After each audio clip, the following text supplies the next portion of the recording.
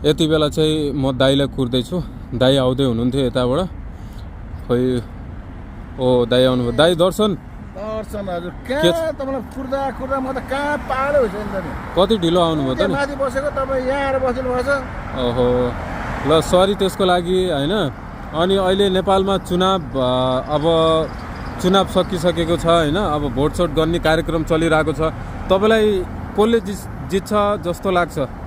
अब नेपालमा जान नपाए पनि साह्रै दुःख लाग्छ। यसपालि भोट हाल्नुपर्ने हो, आफ्नो अधिकार दिनुपर्ने हो होइन।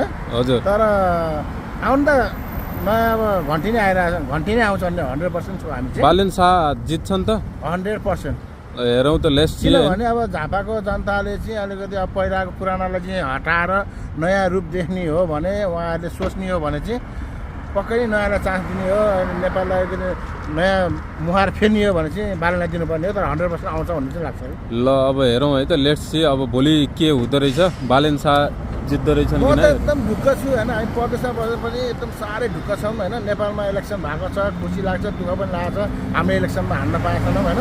तर घन्टी आउँछ बेस्ट अफलाई घन्टीलाई जान नपाउँदा त एकदम दुःख लागिरह होला नि त। कति दुःख लाग्छ नि। अब यस्तो क्राइसिस छ, बम ब्लास्ट भएर यहाँ मान्छे मर्नलाई 5 लाख हुन पैसा त नेपाल सरकारले कुनै चाहनै निकालेको छैन हाम्रो लागि। हामी त खतमै रहेछ जिन्दगी त हाम्रो परदेशीको त। परदेशीको लाइफ त्यस्तै हो क्या। बम पड्क्यो नि पड्कोस् होइन, मान्छे भयो नि बस। तर नेपालमा पैसा चाहिँ आउनु पऱ्यो क्या, रेमिटान्स दिनु पऱ्यो, जनता जाँच्नु पऱ्यो।